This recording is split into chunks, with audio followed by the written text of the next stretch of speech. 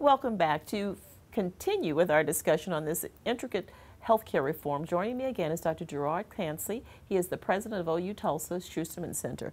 Let's jump in because you gave us a really good overview of why the need for reform and those 4 C's that we'll talk about in terms of that were being affected.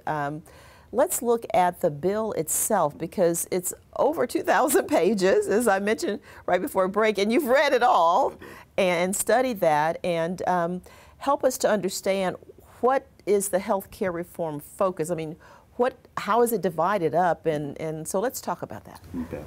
Well, I did read the bill almost by mistake. I was delayed on flights to a certain destination, and I was delayed home on that destination, and I really ran out of time, and it took me about 14 hours to read, and the delays that I had on that destination were about 14 hours. And okay. One of my faculty members had given me the entire bill, and he said, "Take this with you, see what happens." And so I read the entire bill. What I was impressed by the bill was, first of all, how medically complicated the bill was. I really had to be a clinician to really understand the intricacies of the bill, and I think that's one of the reasons why many parts of the bill are really not being discussed, because you have to be a practitioner to understand what some of the intentions of the bill are. Okay. I like to break down the bill into what is really known and talked about and what is not known and talked about. Okay. About 30% of the bill is around insurance industry reform and insurance coverage for the uninsured. And that's really what's gotten most of the headlines. Right. About 70% of the bill has got to do with workforce, quality of care, accountability for care, and fraud and abuse detection. And those pieces really aren't talked about very much because you really have to be more of a clinician to understand what the bill is pushing for. Well, let me ask about the insurance part, and then let's get to some more details of the not talked about part.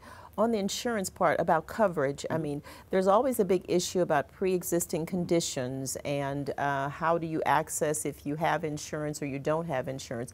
What is this reform going to do in those areas? So that's the insurance industry reform section, and the intention there is to have a fairness across the board of how the insurance industry treats individuals who are applying for insurance coverage or who have insurance coverage and have paid in. And really the areas that are most impactful in the bill are that the concept of pre-existing illness, that an insurance company cannot or can refuse you into their insurance pool because you have a pre-existing illness, eventually goes away. Eventually goes away. Okay. It'll be phased in. Some of the pre-existing condition rules actually start immediately for children.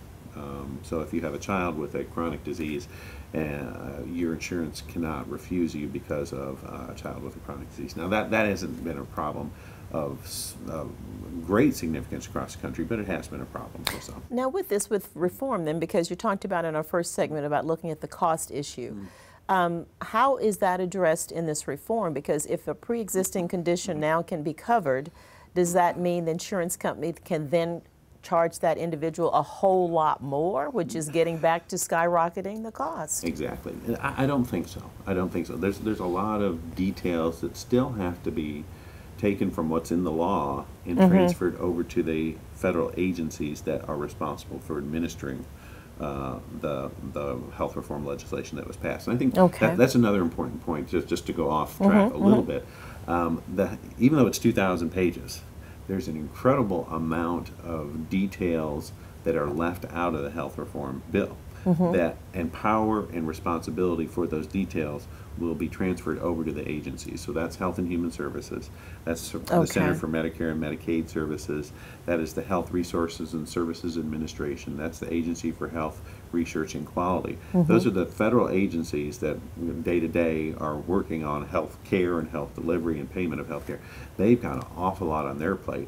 And I think what you'll see is not as rapid of a rollout of the health reform legislation as you might expect, because those agencies have to take those bills and put policies and procedures and programs in place to admit those. So when you ask about some of the details for insurance industry reform, I can't give you a ton of detail yet because it's not all figured out yet. Okay, but those are the sort of the projected changes that we're going to see. Exactly. Now, when you talk about, I want to jump to the things that aren't known so much or talked about, the quality of care, because you mentioned before about the care quality being one of the issues. How does this new reform bill address that quality and the equity of quality? Yeah. One of the things that the bill pushes is performance reporting of care by a hospital or a physician group or a combined hospital physician group. Okay. And that rolls back to health information technology and health information exchange.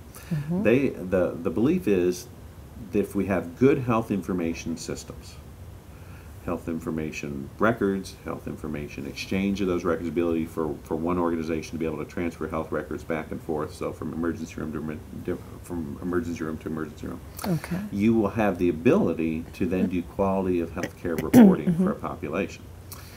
If you have the ability to do quality reporting, you can compare one health system or one physician group against another.